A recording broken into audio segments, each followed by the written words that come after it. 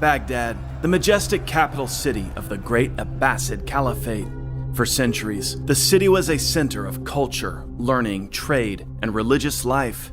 However, Abbasid power declined. A new power came to dominate Asia in the 13th century, the Mongol Empire.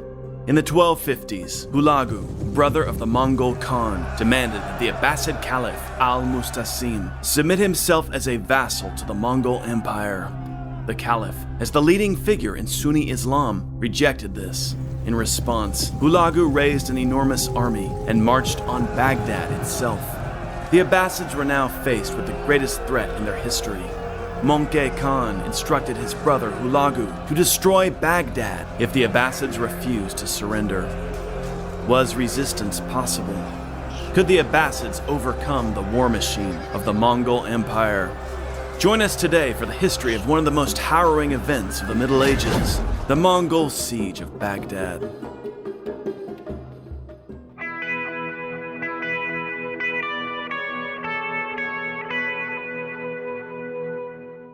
Guys, I'd like to take a moment to talk about CuriosityStream, the streaming service for documentary lovers like me and you. They offer exclusive documentaries you won't find anywhere else, featuring a vast library, something for everyone. History, nature, science, military history, music, and more. No surprise, I went straight for the history. I love that you can browse history by period. Check this out: ancient, medieval, modern. Honestly, I barely know where to start with all these great topics. I really enjoy this awesome history of Normandy, the land of warriors. I also love China's Last Stand, an incredible look at the Mongol conquests of China. There's always new stuff to watch, and plans start at under $5 a month. They offer platform flexibility so you can watch on your mobile, TV, or computer. The best part, this is educational recreation. You can relax, kick back, and expand your knowledge at the same time. Go to curiositystream.com/realcrusades or scan the QR code for unlimited access to the world's top documentaries. And for my followers, use the promo code RealCrusades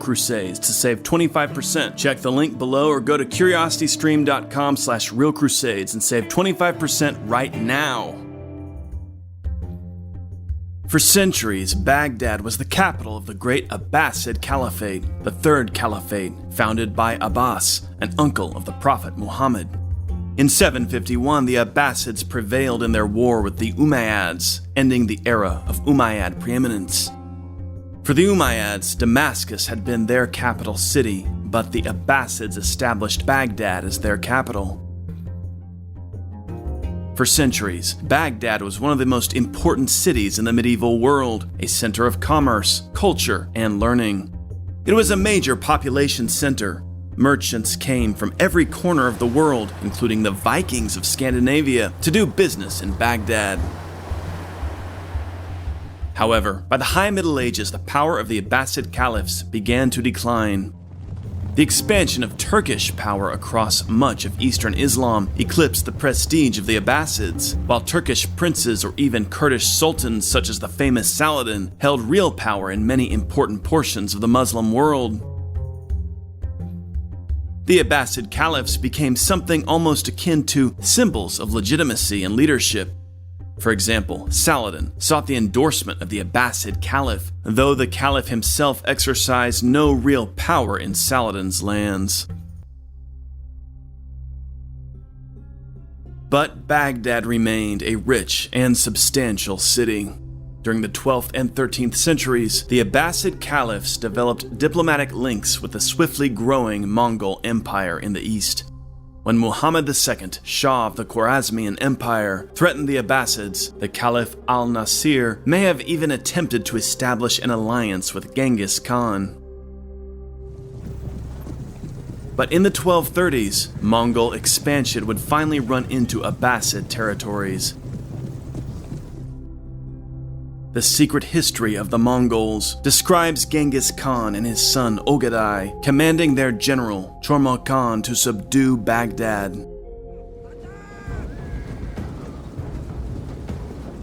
In 1236 or 1237, Chorma Khan led an army to the Abbasid city of Erbil. The Mongols sacked a portion of the town, withdrawing before the arrival of an Abbasid army charged with repelling the attack. Mongol raids on Erbil and the surrounding regions became an almost annual event. Some of these expeditions reached to the very walls of Baghdad itself, though the Abbasids were sometimes successful in their defensive operations, fighting off the Mongols on a number of occasions. The caliphs grew increasingly alarmed by the Mongol threat, which continued to expand. In 1243, the Mongols defeated the Seljuk Turks of Asia Minor, establishing Anatolia as a Mongol protectorate. As early as 1241, the Abbasid Caliphs adopted a policy of appeasement, dispatching tributary payments to the Mongol Khan.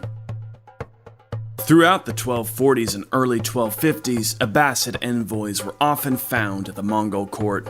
The Caliph's representatives were present for the coronation of Guyuk Khan in 1246 and of Monke Khan in 1251. At last, the Khan demanded that the Caliph Al-Mustasim personally appear at the Mongol court and submit himself as a vassal. The Caliph refused. From the perspective of the Mongol Khans, who considered themselves the proper rulers of the world, this was always viewed as inexcusable and a cause for total war. In 1252, Monke charged his brother Hulagu with the conquest of Persia, Mesopotamia, and Syria. In 1255, a conscription process was completed in the Empire of the Golden Horde, the northwestern portion of the Mongol Empire, to assemble one of the largest Mongol forces in history.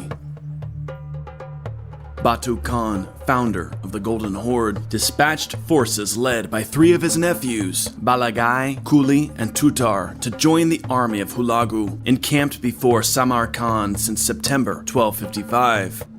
The army, which included many Chinese engineers and sappers, contained by some reports over 100,000 men, although this may be an exaggeration.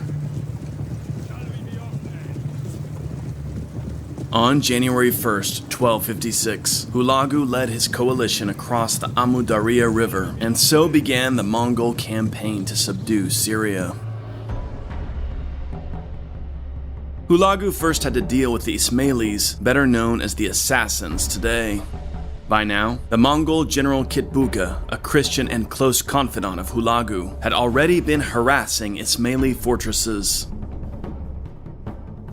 Although never large in number, the Order of the Assassins, led by the mysterious Old Man of the Mountain, maintained their power through a network of mountain fortresses in Persia and Syria. Typically, assassin fortresses were so well placed that they were virtually impregnable. But in Hulagu's army, they met their match. As one assassin fortress after another began to fall to Hulagu's siege engines, the last Old Man of the Mountain, the assassin master Rukn al-Din, offered to surrender in exchange for his life. Hulagu agreed. The principal assassin castle of Alamut was at last subdued. By early 1257, hundreds of assassin castles had been demolished, their inhabitants slaughtered. Hulagu sent Rukn al-Din to Monke, who refused to receive him. The last Old Man of the Mountain's end came when the guards assigned to keep watch over him beat him to death.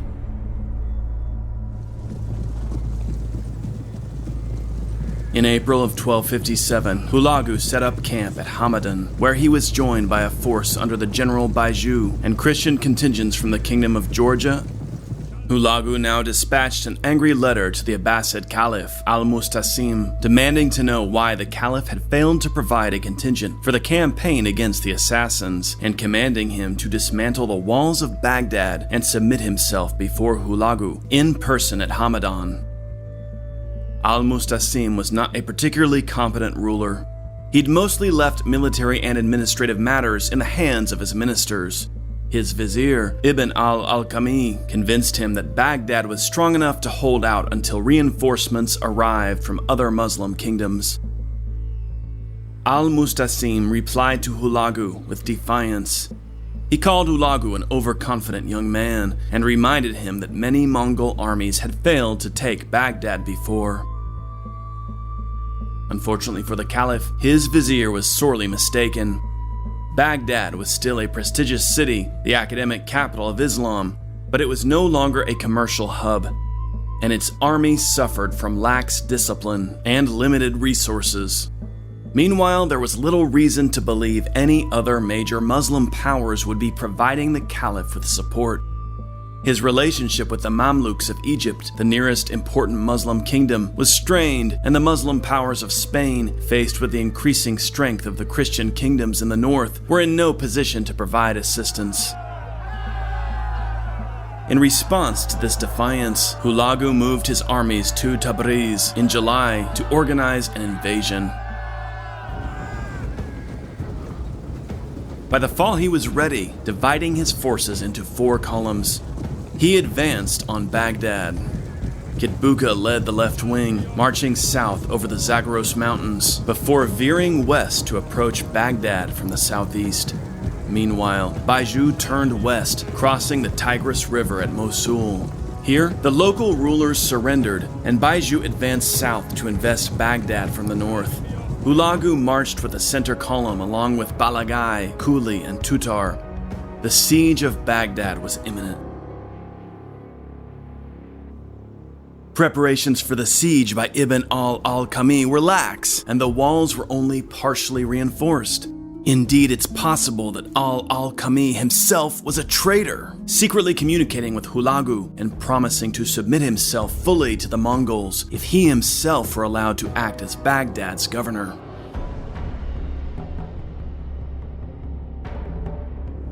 In a heroic but ultimately doomed gesture, an Abbasid force rode out to resist the Mongol advance in January 1258. However, the Mongols smashed the levees on the banks of the Tigris River, flooding the Abbasid camp and blocking their path of retreat. Hulagu's vanguard was then free to cut down the Abbasid troops virtually at will. The 4 Mongol columns now fully converged on Baghdad. Baiju's host seized the commercial district on the Tigris's west bank. Hulagu then captured the mostly Shiite eastern suburbs outside the city walls, where the Mongol commander was welcomed as a liberator. The Mongols then encircled Baghdad with a ditch and rampart. On January 30, 1258, Hulagu's siege machinery began hammering at the city's defenses. Archers launched arrows into the city, bearing messages to the populace that all those who surrendered would be spared. The Caliph Al-Mustasim now dispatched an envoy to Hulagu, offering his total submission as a vassal. Hulagu was no longer interested. He demanded unconditional surrender. On February 4, the Persian tower was breached, and by February 6, the entire eastern wall collapsed and was occupied by the Mongols. At last, Al-Mustasim surrendered unconditionally on February 10. Baghdad had fallen. For 7 days, the Mongols held the eastern wall as Hulagu sent messengers into the city, offering an amnesty to any surrendering garrison troops. Duly, the Abbasid troops laid down their arms and emerged from the city, only to be lined up and slaughtered like livestock. Next, the Caliph emerged with his sons and thousands of his officials and courtiers to throw themselves on the mercy of Hulagu. The Caliph, his sons, and those of high rank were made prisoners, while all others were executed. On February 13, Hulagu ordered that the city be sacked. So began one of the most nightmarish and violent episodes in medieval history. For a solid week, the city was subjected to rapine and plunder. Within Baghdad, Nestorian Christians gathered in their church. These were spared by the Mongol troops, in part because Hulagu's wife was herself a Nestorian Christian. They did not spare the Sunni Muslim population. The city's beautiful streets were strewn with bodies, and Hulagu's troops plundered each district thoroughly. Mosques and palaces were burned. Libraries were pillaged, the books pilfered for their leather bindings. Historians have long lamented the destruction of the House of Wisdom, Baghdad's grand library, where untold numbers of works on medicine, philosophy, and astronomy were housed. The Caliph's enormous hoard of treasure was loaded into 2 wagons and dispatched in triumph to Monke Khan. One Muslim chronicler, Wasaf, leaves a stark account of the event. They swept through the city like hungry falcons attacking a flight of doves, or like raging wolves attacking sheep, with loose reins and shameless faces, murdering and spreading terror. Beds and cushions made of gold and encrusted with jewels were cut to pieces with knives and torn to shreds. Those hiding behind the veils of the great harem were dragged through the streets and alleys, each of them becoming a plaything, as the population died at the hands of the invaders. During this week of unrestrained brutality, Hulagu held a banquet in the Caliph's palace, in which he pretended Al-Mustasim was his host and mocked him for failing to show wise military judgment. After he'd watched Baghdad reduced to ruins and his citizens slaughtered by the thousands, the Caliph and his sons were sewn up within carpets. The carpets were laid out on the fields outside the city, and Hulagu's cavalry rode over them, trampling Al-Mustasim and his heirs to death. Supporting the theory that the vizier was a traitor, Ibn al-Alqami was granted governorship of Baghdad by Hulagu, though he only lived 3 months longer after the city's horrific sack. Hulagu left a garrison of 3,000 to hold the city. Hulagu's wife, Doku's Khatun, ensured that Baghdad's Christian population was spared much of the misery, and even obtained some benefits. Indeed, Doku's Khatun was devout in her faith and kept a chapel tent next to her own tent, where she heard mass daily. She was well respected among the Mongol elite. Monke himself advised Hulagu to always follow her counsel. Thus, in accordance with the wishes of Hulagu's wife, the Caliph's palace was given to the leader of the Nestorian church, the Catholicos, and Hulagu built a new cathedral for him. Word of the event spread quickly throughout Christendom. Reactions to Baghdad's fall were mixed throughout the Christian world.